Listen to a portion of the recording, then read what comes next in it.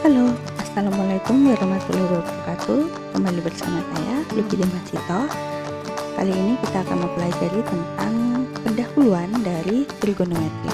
Ini untuk matematika wajib kelas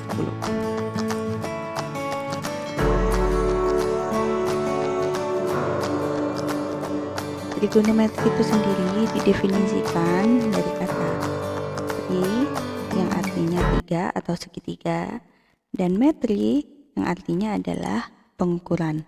Sehingga definisi dari trigonometri adalah perbandingan atau rasio dari sisi-sisi sebuah segitiga siku-siku. Jadi misalkan saya akan menggambarkan sebuah segitiga. Nah, jika sudutnya ini adalah 90 derajat, maka ini yang dinamakan dengan segitiga siku-siku. Nah, sisi yang ada di depannya ini yang biasanya kita sebut sebagai hipotenusa. Nah, di mana pada Pythagoras, jika diketahui sisi ini adalah 3, kita misalkan sini ada 4, maka hipotenusa ini panjangnya adalah 5. Ini sendiri 5 itu jika 5 dikuadratkan, nah ini hasilnya adalah jumlah dari sisi ini, sisi siku-sikunya dikuadratkan. Jadi jumlah dari 3 kuadrat ditambah 4 kuadrat. Seperti ini ya. Bisa dihitung 25, 9 ditambah 16. Sama dengan 25. Nah, kita akan kembali ke trigonometri, di mana fungsi dasar dari trigonometri adalah sinus atau biasa ditulis sin, dan kosinus atau biasa ditulis cos, dan tangen yang biasa ditulis tan, atau dalam literatur lain biasanya ada yang menuliskan dengan TG. Nah, jika di sini, di sudut yang sebelah sini, saya misalkan adalah sudut alfa, maka sin alfa sama dengan demi. Cos alfa sama dengan sami. Dan tangen alfa sama dengan desa. Nah, sekarang akan kita bahas apa itu demi, sami, dan desa. Di mana D itu adalah, jika sudutnya di sini, D itu adalah sisi di depan sudut yang ditanyakan atau di depan sudut alfa. Sedangkan mi adalah sisi miring. Nah, kalau di sini adalah hipotenusanya ya. Kemudian sa adalah sisi di samping sudut. Nah, sisi di samping sudut itu adalah ini. Kalau di sini yang melekat pada sudut itu ya. Jadi, apa itu sin alfa? Sin alfa adalah perbandingan antara sisi di depan sudut dan sisi miring sudut dari segitiga ini ya. Jadi, kalau ini perbandingannya sisi di depannya dan sisi miring. Nah, ini adalah rumus-rumusnya ya. Sedangkan cos alfa adalah perbandingan sisi di samping sudut alfa dan sisi miring. Sedangkan tangen alfa adalah perbandingan dari sisi di depan sudut alfa dan sisi di samping dari sudut alfa. Jadi kita misalkan seumpamanya dari segitiga ini akan kita cari berapakah sin alfa, cos alfa, dan tangen alfa. Sin alfa sama dengan depan. Nah, sisi di depan dari alfa adalah 3. Dibagi dengan miring. Sisi miring yaitu hipotenusa adalah 5.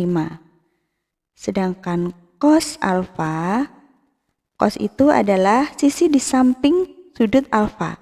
Kalau di sini berarti 4 dibagi dengan sisi miring yaitu 5. Sedangkan untuk tangen alfa sama dengan sisi di depan, yaitu 3, dibagi dengan sisi di samping, yaitu 4. Nah, ini dari segitiga berikut ya.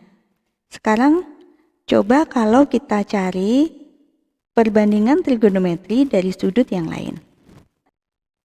Misalkan kalau tadi kita sudah mencari sudut alfa, sekarang kita cari sudut yang ada di sini. Misalkan saya beri sudut X. Nah, jadi bagaimana untuk mencari sinnya? Sin X, cos X, dan tangen X. Sin X, sin tadi apa? Sin tadi adalah demi, yaitu sisi di depan. Nah, jika sudutnya di sini, maka sisi di depannya adalah yang sini.